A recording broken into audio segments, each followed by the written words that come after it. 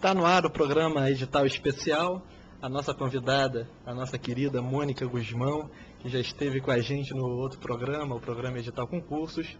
E agora, como esse é o programa especial, o que ela vai fazer com a gente aqui? Vai nos ajudar a entender o dia a dia da matéria dela, que é o direito empresarial. Então vamos falar sobre cheque, vamos falar sobre títulos de crédito e diversos assuntos que têm a ver com esse tema. Tudo bem, minha amiga Mônica? Luiz, olha, é um prazer retornar aqui ao programa de você.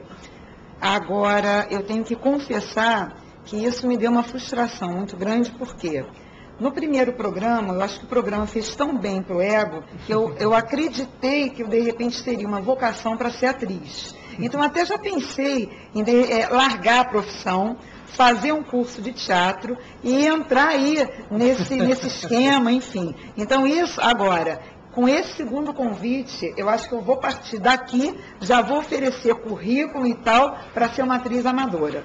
Mas, enfim, é com prazer imenso que eu retorno. Que bom. Todas as vezes que for interessante, que o programa precisar, eu me coloco à disposição, que realmente é uma experiência inenarrável estar aqui com vocês. E mais ainda, parabenizar o programa, você em especial, pelo sucesso do programa. Muito obrigado. Realmente, começar a trabalhar com a televisão foi uma experiência nova para mim e eu estou achando muito gostoso. Eu também. Fantástico. Vamos começar com o seguinte, Mônica. O cheque. Vamos falar de cheque. Cheque muita gente tem, isso dá problema, é cheque que volta, cheque pré-datado. Vamos começar assim, o que é um cheque? Olha só, antes disso, eu fico feliz também em começar por cheque, porque eu dou aula de direito empresarial. Então, a maioria não gosta muito da matéria. Então, quando chega nessa parte aí de títulos de crédito, é a parte que mais interessa, porque aí está muito associado a cheque que volta, a cheque devolvido, a cheque que não foi pago. Então, vem aí o dano moral oriundo aí de cheque. Então, isso interessa muito ao consumidor. Então, realmente, vem a calhar esse primeiro bloco aí com essa pergunta do cheque. Vamos lá, o que é o cheque? Qualquer um pode ter cheque? Pode. Basta que atenda às exigências de cada banco, tá? Então, cada banco aí tem exigências que, dependendo do cliente, ele abre uma conta corrente normal, uma conta especial aí, então ele se adequa ao perfil do banco e agora, o que mais está acontecendo, até o banco, para atrair correntistas, as pseudo-vantagens que são oferecidas, cada vez eles estão investindo muito nisso. Então, cheque está em desuso? Hoje, sim. Salvo o pré ou pós-datado, que a gente vai discutir isso, porque os cartões, vieram, na verdade, substituir o cheque. Aqueles cartõezinhos eletrônicos. Cartão de débito de banco. Eles eletram isso, Visa aquilo. Então, acabou substituindo o cheque, até pela maior segurança que tem, isso para o próprio consumidor, para o próprio lojista, enfim. Então, cheque ainda existe? Existe.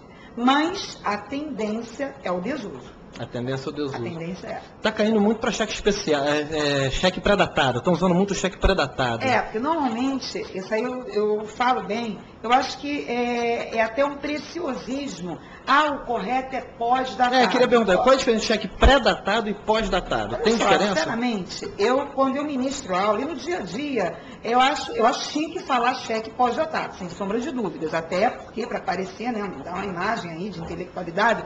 Mas até um professor super famoso de português, o professor Pasquale, ele disse que não é erro você se referir ao cheque como cheque pré-datado ou pós-datado. Por quê? Se você emite um cheque hoje, dependendo da ótica que você observe, você vai antedatar ou você vai pós-datar aquele cheque. Então, o consumidor, enfim, ninguém precisa ficar preocupado, eu falei cheque pré. Não, tá certo. Agora, na maioria das vezes, no nosso meio, no meio de direito, a expressão mais técnica que se usa realmente é o cheque pós-datado. Ou seja, você hoje é extremamente comum, o lojista, normalmente o consumidor, quer efetuar a compra lá do produto dele.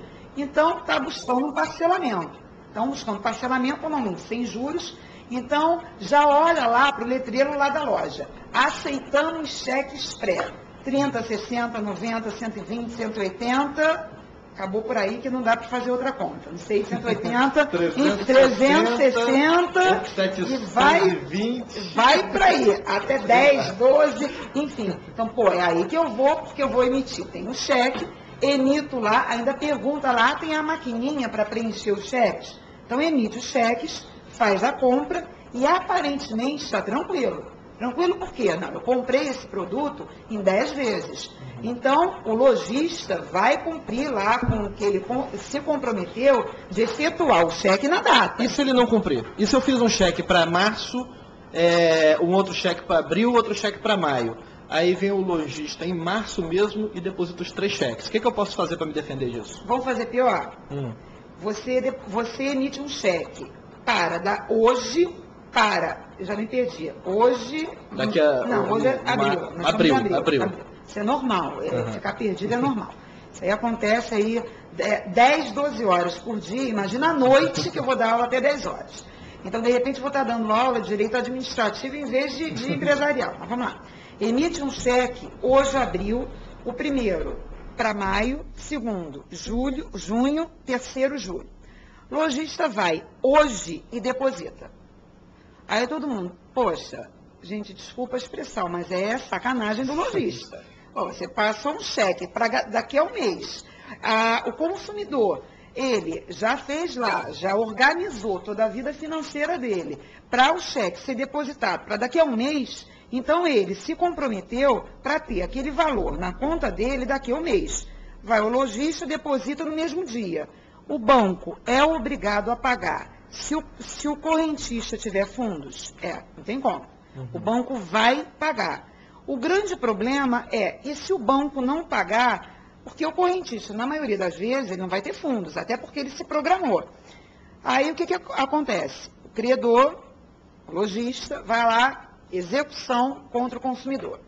Aí o consumidor, estou tranquilo porque estou respaldado, a lei me assegura emitir um cheque com data futura. Aí já vem um engano. Aí procura defensoria, procura um advogado, enfim. Doutora, eu estou lá tranquilo porque o meu cheque é pós-datado, está aqui a comprovação e tudo. Adianta alguma coisa? Nesse momento, não.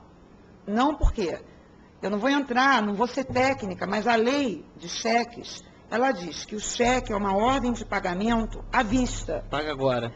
Pague-se, o devedor está dando uma ordem ao banco, o banco paga esse cheque no dia em que ele for apresentado. Então não tem jeito. Então na execução, por mais que o devedor, o executado, ele se defenda dizendo lá, o meu cheque é pré-datado, pós-datado, eu acordei com o consumidor, eu fiz esse acordo, ele aceitou, então usou de má fé, então se defende na execução, não tem jeito, ele vai ter que pagar. Se não pagar os bens, se não pagar voluntariamente, os bens vão ser penhorados. Então aí vai ter uma expropriação, ele vai ser desapropriado forçosamente do patrimônio dele para pagar. Mas nem tudo está perdido, por quê? Aí vem a vingança do consumidor. Me obrigou a pagar na ação de execução. Os tribunais, isso aí já está pacífico, assegura ao devedor ajuizar uma ação contra o credor, por quê? Ele vai alegar nessa ação, eu sei que o cheque é pós-datado, pré-datado, nós combinamos isso e você descumpriu o que você combinou com isso.